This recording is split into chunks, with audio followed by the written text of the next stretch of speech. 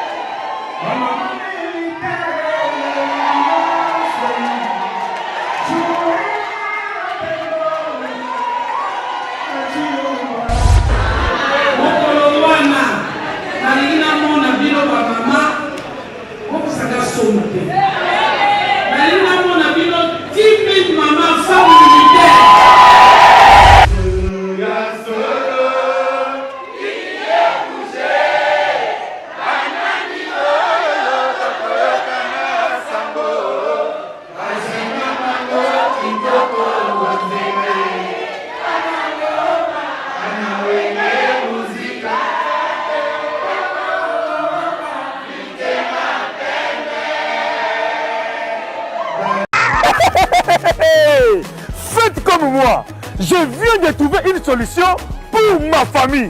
Mon oncle à Brazzaville, ma mère à Kinshasa. Na tindeli bango mbongo na tap send. Netika kozo tinda SMS, no tindi mbongo. En plus, transfert d'argent sans frais. Netika na Croix-Rouge. Faites comme moi, vous téléchargez l'application na bino ya Tap Send. Kaka na téléphone na yo. Otindi esika ozali, yepe azui esika azali. Pona numéro oyo ezali na M-Pesa, RTL Money to Orange Money pona Kinshasa, MTN Money to RTL Money pona Brazzaville. Tap Send na beti na send mbongo. Yamba mbongo ata na minuit. Tap Send mbongo elongo na poche ekoti na chombo. Tap Send, you send me, send you. Mansa Musique et Primus présente le concert de l'histoire, le show de la réunification. Wenge Musica 4x4 BCBG, 25 ans après, ils seront tous là.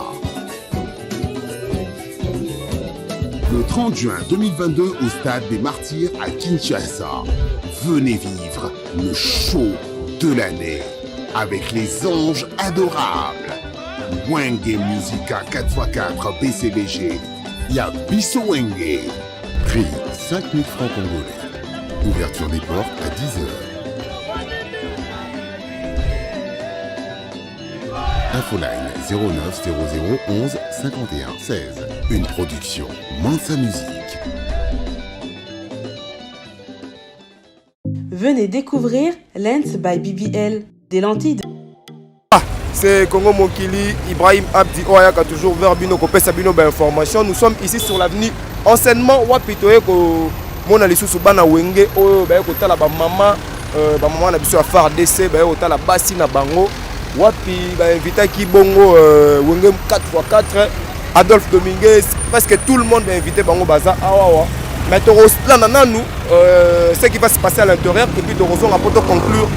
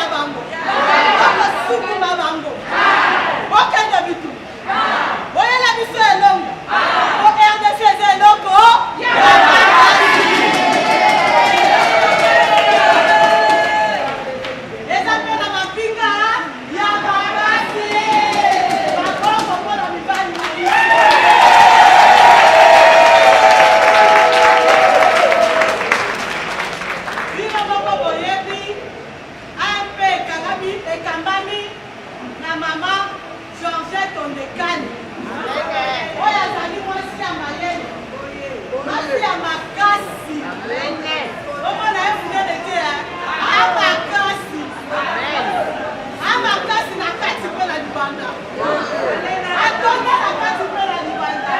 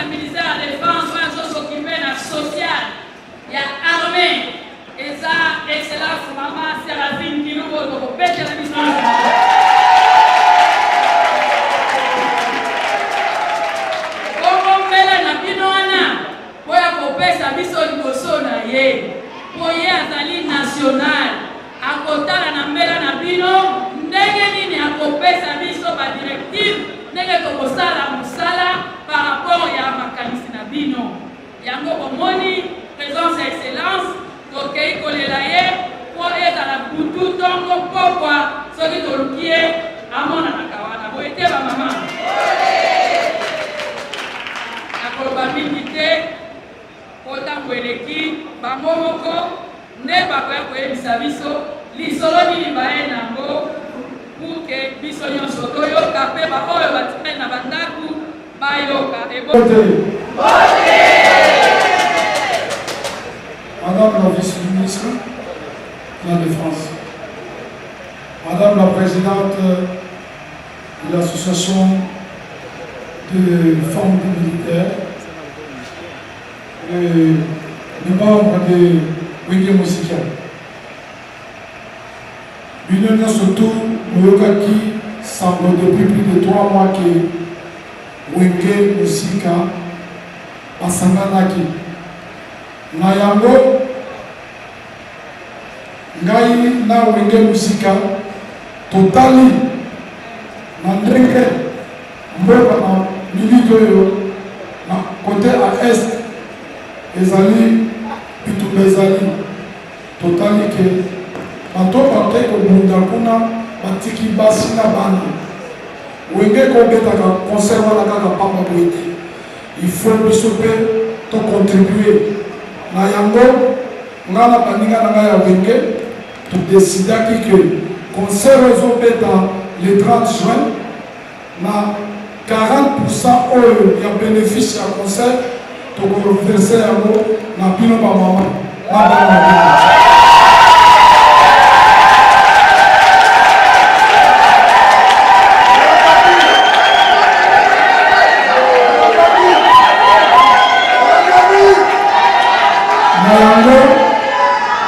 je confirme ici, devant la vice-ministre, que nous sommes à votre disposition, madame, et que nous avons eu à discuter avec maman la présidente.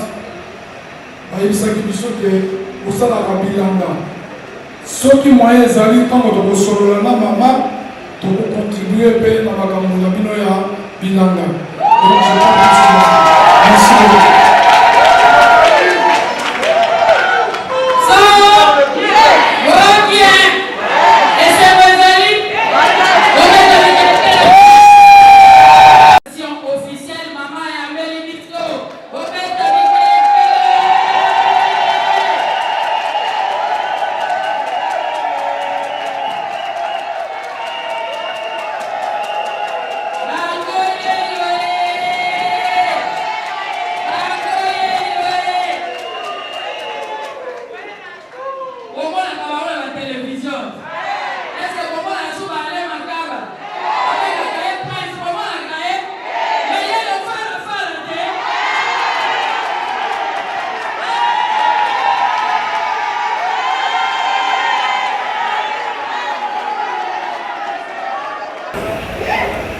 Vraiment, nous sommes fiers de vous.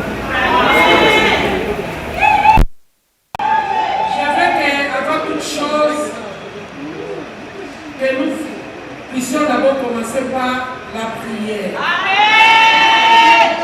Pour que ces jours-là que nous avons, cette activité, Dieu puisse faire que nous ayons la paix. Et que ça soit un jour béni. Amen. Et vous aussi, qui serez des acteurs, vous puissiez être en bonne santé. Qui n'est pas d'accident ni d'incident. Prions le Seigneur. Notre Dieu, tu es bon. Tu fais toutes choses bonnes à ton temps. Tu es celui qui appelle les choses qui n'existent pas comme s'ils existaient. Amen. Tu es celui, oh Dieu, qui nous aime. Tu nous as aimés les premiers. Tu as envoyé ton Fils Jésus à la croix. Lui qui n'a jamais commis ni connu les péchés. Il a pris notre place. Il a tout fait pour nous. Il a dit tout était accompli. Seigneur, voici nos enfants, nos stars, ceux qui font la fierté de notre pays en ce qui concerne la musique. Ils ont senti à eux le fardeau du pays. Ainsi, ils veulent honorer les femmes de ce séjour-là par l'entremise de leurs femmes. Oh Dieu, ne peut donner que celui qui a la compassion.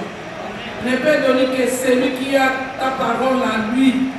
Parce que ta parole nous dit, c'est bon de donner que de recevoir. Sois élevé, Seigneur, cette activité qu'ils veulent présenter, les 30 jours, Seigneur, que tu sois avec nous au début, tu chemines avec nous et tu vas terminer avec nous. Seigneur, que cela puisse se faire seul pour ta gloire. D'une manière ou d'une autre, Seigneur, que ta présence soit manifeste. Nous voulons, Éternel, que notre pays puisse aller de l'avant. Nous prions pour notre président de la République, nous prions pour le gouvernement, nous prions pour le premier ministre, nous prions, Seigneur, pour tous les Congolais, là où ils se trouvent, Éternel. Nous savons que tu es avec nous. Nous n'avons pas provoqué quelqu'un. C'est plutôt eux qui veulent nous agresser. Ils nous agressent pour notre pays, pour nos richesses. Seigneur, pour une cause juste, nous serons plus que vainqueurs. Sois élevé, sois exalté, Père. Nous savons que tu es avec toi et toi tu es avec nous. À tout moment, quand nous te faisons impliquer dans nos affaires, nous sommes plus que vainqueurs, car nous formons des projets, mais les dessins, c'est toi. Nous avons confiance en toi, mon Père. À ton nom, Jésus, nous avons ainsi prié. Amen.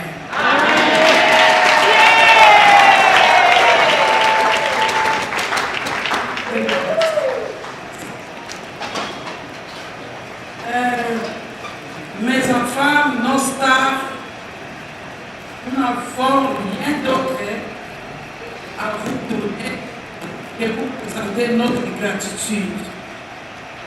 Merci d'avoir pensé à ces femmes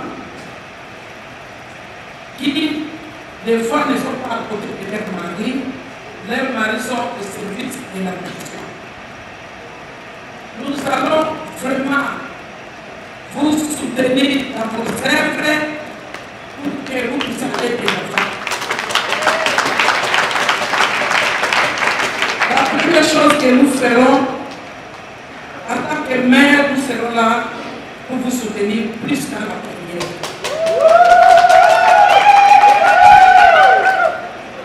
Comme vous avez parlé des champs, la mère a ici à Kinshasa 8000 hectares à Mabana. Je pense qu'il sera plus utile que vous puissiez acheter encore la terre. Je parlerai au ministre pour que dans les hectares que nous avons, que nous puissions céder une partie pour votre projet.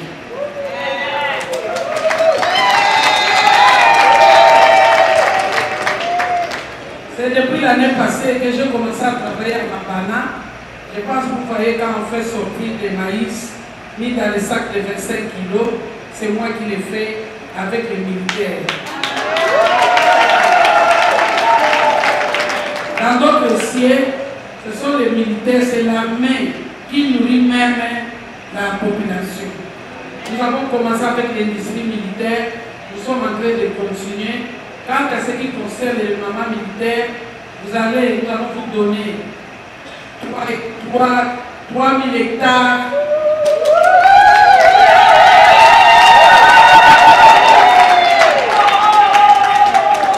Pour que vous puissiez donner main forte afin qu'elles puissent travailler. Je pense que là, nous sommes en train de semer le maïs, la patate douce, les pastèques, dont nous semons presque tout. Et vraiment, ça évolue bien. Le manioc, nous avons presque 100 hectares déjà. Et maïs, 110 hectares. Et nous sommes en train de continuer. Notre pays est vraiment riche. Nous avons de quoi nous mettre catassés. Merci beaucoup. Je sais que vous remerciez. J'ai d'autres choses à faire. Et je suis venu vraiment rapidement pour que je puisse aller encore dans une autre réunion. Je voulais aussi vous honorer d'abord en tant qu'enfant et maman.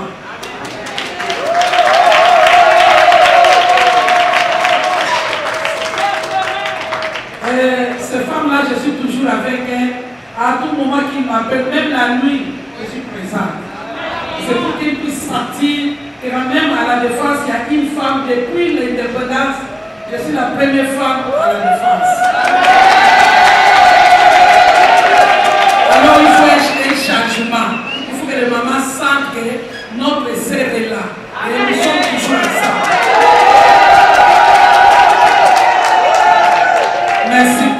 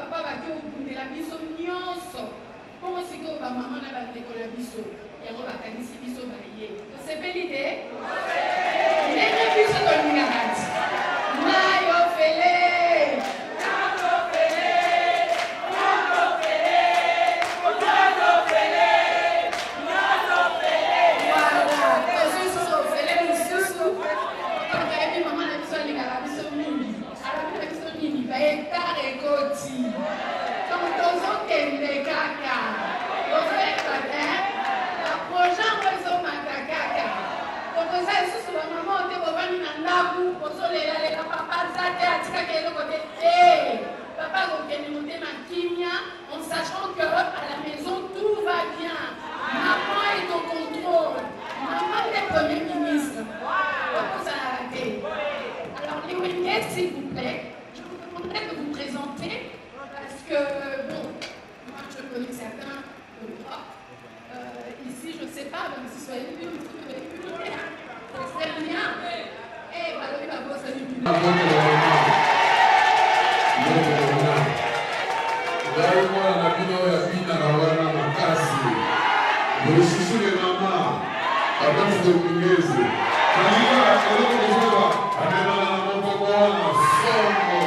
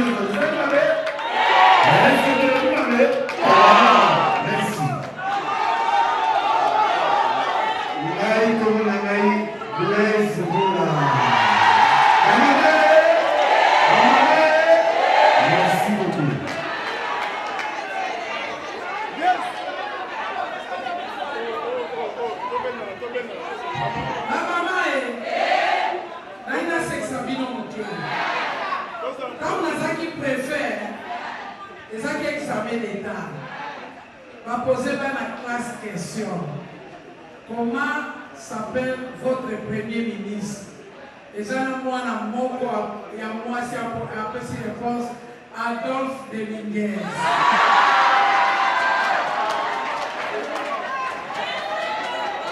Et on est qui je vois Adolphe Mosito.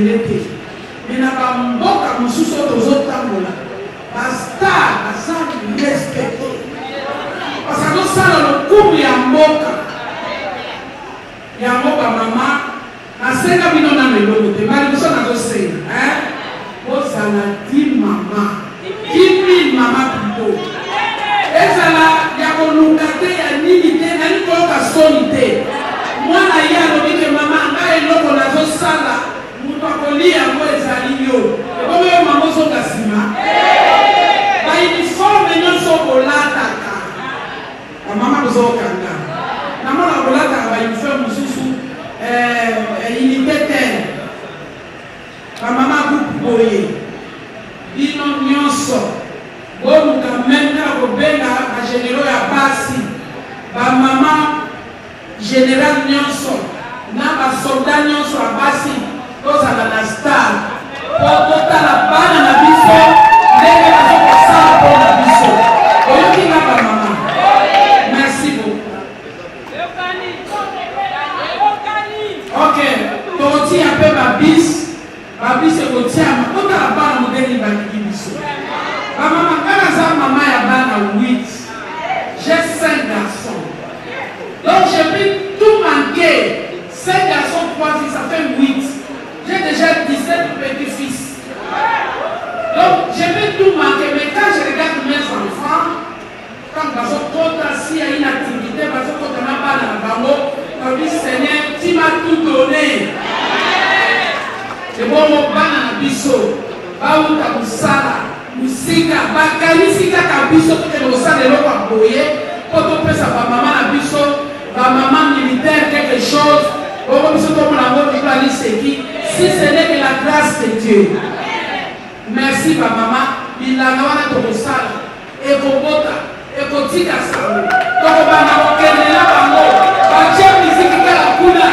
tobandi kobina kuna nana bina ya bakasi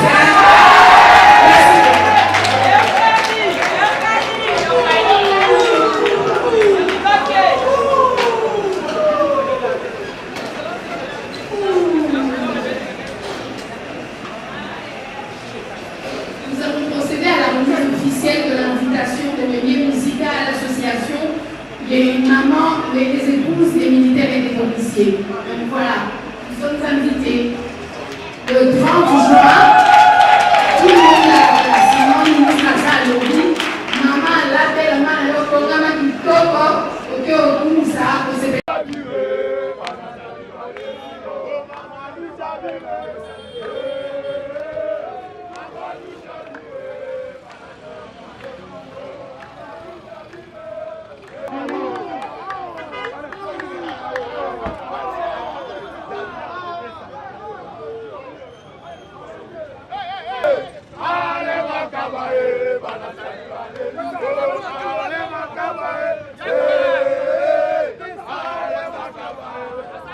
Événement, galon chèque et peut aux années à galon chèque.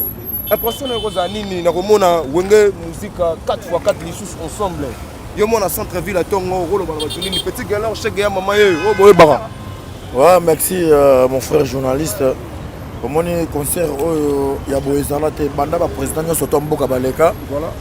Réconciliation vision da kosangisa batu. Hein? Oh libala mo ekufaki ezonga. Babenga ngo wenge. Donc wenge pansana ki ezongi. Voilà. Donc lelo ata o mwasi oboya na kina ye. Mama bana na yo agafaki. Ozwa epozongi sena palo limbisi. Voilà. Ndema pena bandeko bana Rwanda. Tozo mona pamba. Oh kanga congolais boma esala boye. Yana tina mongote. Congo Kinshasa na Rwanda toza beto na beto. Toza ba tomboka moko. Tozo mona pona nini? Voilà. Toza ba peau noire. Donc voilà, il y a vraiment des concerts, il y a des concerts moko ya Rosangisa. Il y a des concerts en nation. Comment on a les boss Amadou Djabiri, les producteurs les plus frais. Comment on a Baron Bank, comment on a Western Union. Comment on a hein donc banque minene ba yeba sangani. Voilà. Hein comment on a boss le ba bed à chou. Hein les patrons bogos, les patrons de Sotlin. Comment on a le net Eric Mandala. Hein donc Eric Mandala. Donc comment on a autorité donc par contre, le gouverneur a vu la Kinshasa, Papa Chatilingo Bilambaka, ACP. Donc, comment on a le col là, général Mboka oyo boyebi commandant ville à Kinshasa da Silva Kasongo na ministère ya ministre intérieur ya sécurité ya Selio bapesi makambo mpona makambo oyo tomona lokwa numéro 1 papa général Amouri numéro 1 police général Dodo ya détachement ya sécurité toi bakonzi mais petit que l'on chega maman yozo rassurer biso que mo boule ko zala te na stade ozo rassurer c'est moi le président voilà le président ba chega Congo te o kuluna o ngai kuluna o ngai nani zo machette na yo tiango na wese na bino voilà pour ça que hier na stade de Martyrs le 30 juin et un jour il y a indépendance à Mboka voilà donc pour ça nous le ngete pour sécurité tout ya Congo ko zala awa voilà comment on a quoi demi comment on a ANR comment on a présidence comment on a police comment on a FARDC ma service tout ko zala awa collaborer na président ba chege na so Congo petit que lor on a ko sunga jeunesse za malamu et côté concert malamu et puis la kimia calme zala c'était là vraiment ebandeli pe na suka masolo bino moko boki maman ministre ndenga lobby je pense bien que boyoki maman ministre lobby a pesi ba musicien 3000 hectares basa la projet na bango parce que ba pesa ba femme il y a ba femme militaire na biso ba pesa bango 8000 hectares alors ba préférer ba pesa na ba musicien donc c'était là pour moni Adolphe Dominguez pour moni tout le monde et mangai kaka wera JB bango de bazala quitté en tout cas to pesi bino nos tout merci parce que bozoki opportunité na bino bozoki ton na bino ya rota la biso Congo mokili ba vraie information na source. Et Vandi Awa, je remercie la grande équipe de Congo Mokili, qui Marc Makengo, le réalisateur de cette émission, Anelka depuis Paris, Madame Kapriski, M. Sims, Yamami Kimberly, la Sanité, la Fondation Marie-Jeanne Ikombe, ils ont continué toujours pour son Bisso, Aline Mwimba depuis Paris, Tracy Landou, boutique en ligne Belgique, la Sanité, Dr Jackson Lubanga, Maître Lycée Chibangou, Boza Ebele, l'honorable Gaïtan Kodia, Nathalie Bessala, Nadine Fatouma, Boza Ebele, en tout cas, Binomoro Boki Marambu, Madame ministre à lobby, et puis Boki Bongo, Moko Nabiso à lobby, n'a pas différents musiciens. En tout cas, tous qui vraiment un plaisir, il y a Rosana Bino les sous ensemble, pour s'abonner, pour s'aller toujours dans Congo Mokili. Nous sommes ensemble avec vous et on s'alla bien. On a Bino Mingi, d'ici là, portez-vous bien. Tu reçois pas intervention avec Gelor Chege, Ozalagi Bongo, Chege, Papa Wemba, Abimisa, Lelo. À Zonga normal, petit chèque à Roloba pour intervenir et au sala bien. En tout cas, d'ici là, portez-vous bien.